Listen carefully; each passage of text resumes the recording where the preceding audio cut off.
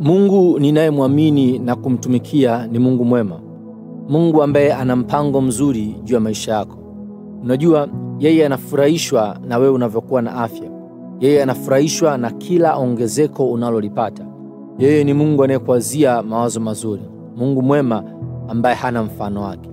Huyu ni Mungu anayetaka wewe ufanikiwe, anayetaka wewe ukue, anataka wewe ustawi.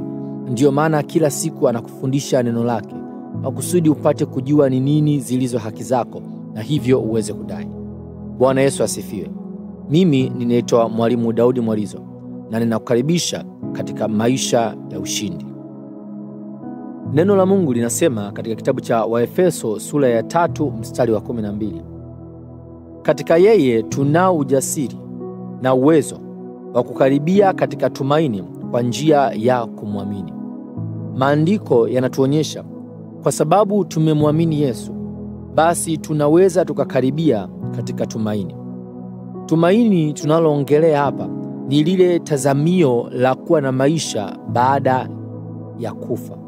Wote tunafahamu ya kwamba mojawapo ya faida kubwa tuliyoipata kupitia kumwamini Yesu ni kwamba tunalo tumaini, tunalo taraja ya kwamba baada ya maisha haya ya duniani kuisha, baada ya miaka yetu kufika ukomo, bado tunaweza tukaishi tena mbinguni pamoja na Mungu wetu. Hili ni tumaini ambalo linapatikana ndani ya Yesu pekee. Hakuna kwingine kokote ambako unaweza ukapata tumaini hili. Unajua, madhehebu mengine pamoja na imani zingine zinafundisha ya kwamba huwezi kuwa na uhakika juu ya maisha yako ya baadaye.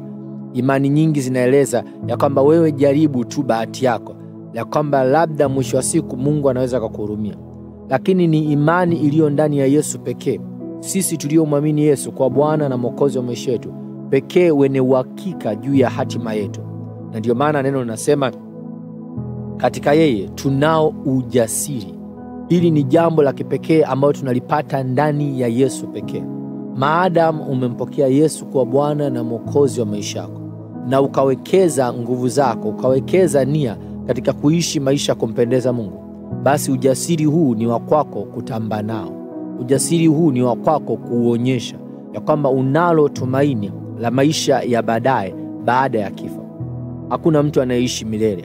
Mara nyingine huwa hatupendi kuongelea kuhusu swala la kifo kwa sababu sio jambo jema sana kuongea katikati ya jumuiya ya watu.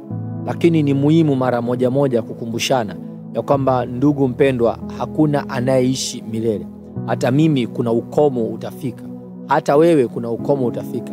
Kuna sehemu tu hesabu ya miaka itakoma. Biblia inasema ahadi ya Mungu ni miaka 120.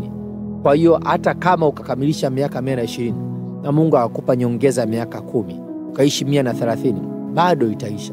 Kwa hiyo ni muhimu kuelewa ya kwamba kama haujampokea Yesu kwa Bwana na Mwokozi wa maisha yako, basi una jambo kubwa la kufikiria. Unamhitaji Yesu. Lakini kama umeshampokea Yesu kwa Bwana na Mwokozi wa maisha yako, hizi ni habari njema kwako na kwangu ya kwamba tunalo tumaini. Kazi yetu sasa ni kuhakikisha tunaishi maisha matakatifu. Maana neno limesema ya kwamba tunao ujasiri na uwezo. Uwezo ni ile nia, ni ile nguvu inatuwezesha kuishi maisha matakatifu. Hiyo nguvu iko ndani yako. Kwa hiyo, kwa vile umeshampokea Yesu kwa Bwana na Mwokozi wa maisha yako, hakikisha sasa unaishi maisha matakatifu, ili hata baada ya kufa tumaini lile tulilokuwa nalo muda mrefu liwe halisi katika maisha ya milele pamoja na Mungu. Naomba nikutakie siku njema. Hili ni jambo la kutafakari.